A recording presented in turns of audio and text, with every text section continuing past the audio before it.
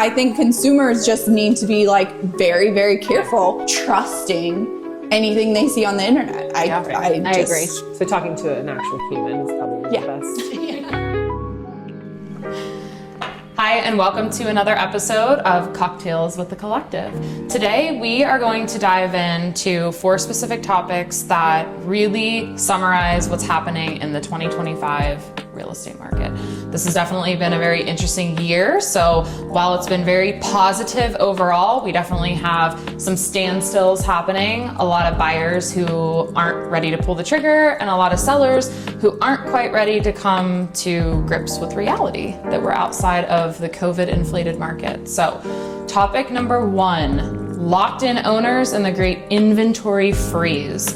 So many homeowners, like I just stated, are not selling, but sometimes it's because they have ultra low interest rates. We had very low interest rates during the pandemic, so that tends to roll into why we have kind of a shrinking inventory supply right now. So what are our thoughts about what's happening with that and how that's impacting our inventory?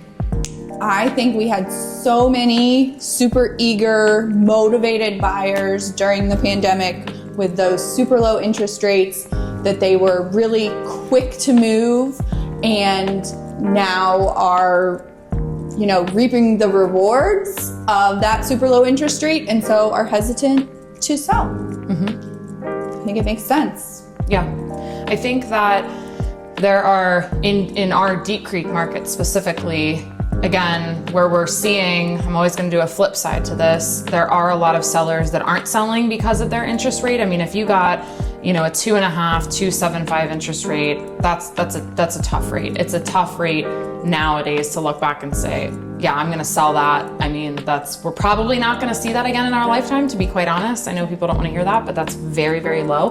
But the flip side of it is the people that we are seeing sell at that interest rate are the ones that are heavily relying on rental income, where they thought that they were going to be seeing X plus plus plus for years and years from a rental income perspective, and our rental numbers have normalized to sort of those pre-COVID numbers. So I think some people are making headway on this, but the people that probably aren't budging, the sellers that aren't budging, are the ones that aren't heavily relying on any rental income.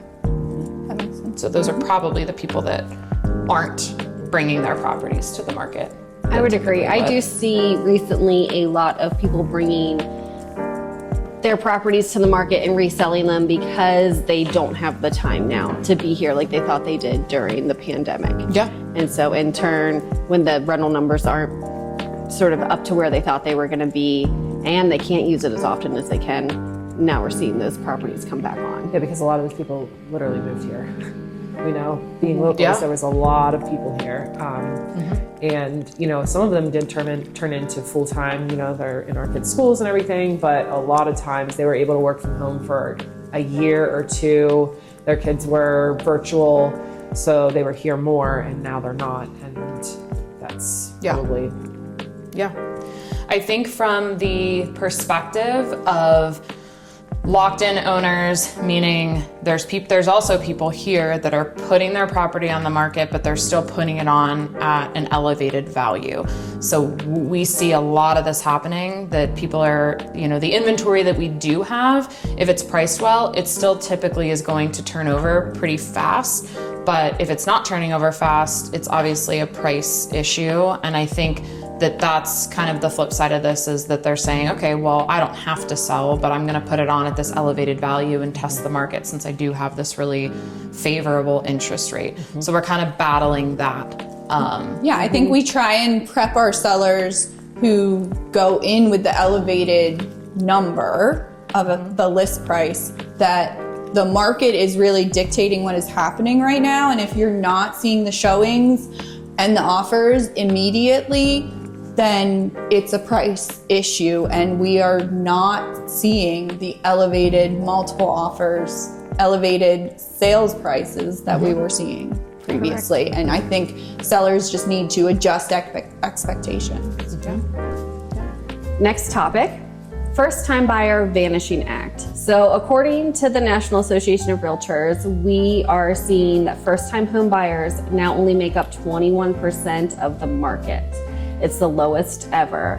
And so I think probably in our community as a whole, in our market, we're seeing that because we have heavily, I don't want to say inflated, but you know, second homes, lakefront homes, things like that are priced much higher. And so for the first time home buyer, it is really difficult to find a property in our area. Do you guys have anything to add? I don't know the stats in Garrett County, but I bet you it's less than 5% here. 21% nationally, it has to be under 5%. I would assume it's very, very challenging. So I think first-time homebuyers are just being priced out of the market, and especially specific to Garrett County.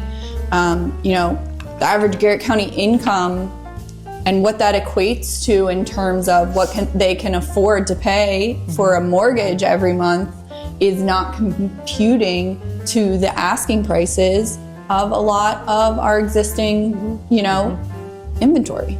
I also think that, you know, those $200,000 to $400,000 houses are some being eaten up by Airbnb, short-term rentals. So they're not getting a shot at, you know, because these people are buying it as a second home or a investment property where, you know, a person that needs to spend $200,000 or $250,000 for their first home, they're just missing out on it. Yeah. And I think that in our market in particular, we really struggle with not only affordability, but the types of homes that are being offered that qualify for the loan types that these first-time homebuyers need, and also the grant criteria. So a lot of first-time homebuyers in our market utilize grants, both local, on a state level and federal. So there's a lot of different qualifications and caveats to that, as well as what it takes to qualify for things like FHA and USDA. So when I look back 7 to 10 years ago, there were a lot more homes under 250 that easily qualified for these loans. And now it seems like the inventory that we're seeing hit the market is a lot of fixer-upper inventory. So like Lauren said, appeals more to the investor-based client coming in, so. Yeah, absolutely. The condition, I think, is a huge qualifier of our current inventory for first-time homebuyers specifically. Yeah. I mean, if you're showing homes in that, you know, first-time homebuyer range, I mean, condition is a huge factor in a lot of them. And yeah, it's disqualifying them for most of the lender criteria that we see. Yeah. I will say a positive about this one before we move on. So almost all of us here, actually all of us, are involved in some way in the local board of realtors here. And we've made extreme headway in the last couple of months with basically opening up a fund that's going to be available for local home buyers to tap into. So we're really excited about that. It's a new initiative, and that's going to be something that's really going to help propel first-time home buyers in our area and give them an edge and be able to afford some of these properties. So I am really excited about that. Yeah. Next up, AI, data, and house hunting. Good, bad, and ugly. This is super hot topic right now.